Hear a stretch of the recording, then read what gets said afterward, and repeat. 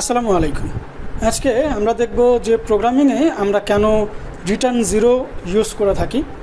আমরা এখানে একটা সিম্পল প্রোগ্রামের স্ট্রাকচার দেখতে পাচ্ছি যেখানে মেন ফাংশন দেওয়া আছে এবং সাধারণত আমরা মেন ফাংশনের বডির ভিতরে একেবারে শেষের দিকে রিটার্ন জিরো ইউজ করে থাকি। এটা আমরা কেন ইউজ করি, এটা না করলে কি হবে, সেই সমস্ত বিষয় আজকে আমরা জানব। তো প্রথমে আমাদেরকে এই জিনিসগুলো বুঝতে হলে একটু বুঝতে হবে যে ফাংশনের টাইপগুলো কী কী। আমরা কিন্তু জানি যে ফাংশনের 4 ধরনের টাইপ আছে। ফাংশনের এই অংশটাকে বলা হয় যে রিটার্ন টাইপ। হ্যাঁ, কি টাইপের ডেটা রিটার্ন করবে এই অংশটা হচ্ছে ফাংশনের নাম। আর এই অংশের ভিতরে আমাদের হচ্ছে আর্গুমেন্ট থাকে অথবা প্যারামিটারগুলো থাকে। অর্থাৎ এই ফাংশনটা রিটার্নও করতে পারে, আবার হচ্ছে আর্গুমেন্ট হিসেবে ডেটা নিতেও পারে, আবার এমনও কন্ডিশন হতে পারে যে কোনো ভ্যালু রিটার্ন করবে না, আর্গুমেন্ট নিবে। এমনও হতে পারে আর্গুমেন্টও নিবে না, রিটার্নও করবে না। তো এরকম 4 ধরনের আপনার হচ্ছে ক্যাটাগরি হয়ে থাকে। তো আমরা যখন রিটার্ন টাইপ এর জন্য বা রিটার্ন করার জন্য ইন্টিজার টাইপ ব্যবহার করি, এর মানে হচ্ছে যে এই ফাংশনটাকে কোনো না কোনো ভ্যালু রিটার্ন করতে হবে, অর্থাৎ এই ফাংশনটা কোনো না কোনো ভ্যালু রিটার্ন করবে। তো এই জন্য বেসিক্যালি আমরা হচ্ছে এখানে রিটার্ন জিরো ইউজ করি, কারণ হচ্ছে বেসিক্যালি মেন ফাংশন কোনো কিছু বা কোনো ভ্যালু রিটার্ন করবে না অন্য কোনো ফাংশনকে, কারণ অন্য যে ফাংশনগুলো আছে, ইউজার ডিফাইন ফাংশনগুলো আছে, সেই ফাংশনগুলো রিটার্ন করতে পারে মেন ফাংশনকে। ঠিক আছে, মেন ফাংশন এখানে কোনো কিছু রিটার্ন করবে না।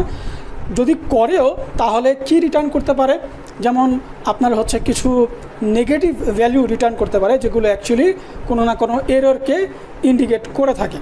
তো এই জন্য আমরা যেটা করি যে রিটার্ন জিরো ইউজ করি, যাতে করে এই প্রোগ্রামটাকে বোঝানো হয়ে থাকে যে এই প্রোগ্রামটা সাকসেসফুলি এক্সিকিউট হয়েছে, অর্থাৎ এই প্রোগ্রামে কোনো ভুল নয়, এই প্রোগ্রামটা সাকসেসফুলি এক্সিকিউট হয়েছে।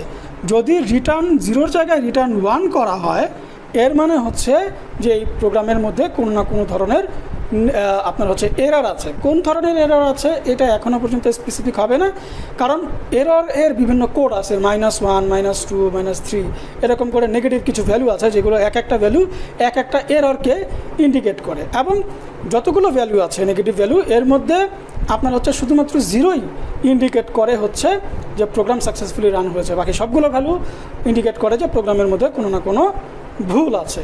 তো এই জন্য যেহেতু আমাদের ইন্টিজার টাইপের আপনার হচ্ছে কি বলে রিটার্ন টাইপ ইউজ করেছি, এর জন্য আমরা হচ্ছে রিটার্ন জিরো ইউজ করছি। এখানে আপনি যদি ভয়েড ইউজ করেন তাহলে আপনাকে রিটার্ন করার প্রয়োজন হবে না।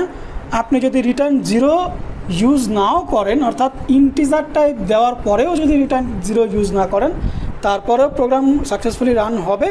কারণ হচ্ছে কম্পাইলারগুলো, এখনকার যে আধুনিক কম্পাইলারগুলো আছে, সেই আধুনিক কম্পাইলারগুলো এটাকে অটোমেটিক্যালি করে দেয়, ভার্চুয়ালি করে দেয়। তবে এটার পার্থক্য যদি আপনি বুঝতে চান, তাহলে আগের যুগের যে কম্পাইলারগুলো আছে, যেমন টার্বো সি একটা কম্পাইলার, সেই কম্পাইলারে কি আপনি সেম কাজটা করেন, ইন্টিজার টাইপের রিটার্ন টাইপ দেন, দেওয়ার পরে রিটার্ন জিরো দিবেন না, এরপরে যদি আপনি রান করেন দেখবেন যে আপনাকে এরর দেখাচ্ছে, ইন্ডিকেশন দিচ্ছে যে আপনি ইন্টিজার টাইপের রিটার্ন টাইপ ইউজ করেছেন, তারপরও রিটার্ন জিরো ইউজ করেন না, এরকম সামথিং একটা ইন্ডিকেশন আপনাকে দিতে পারে।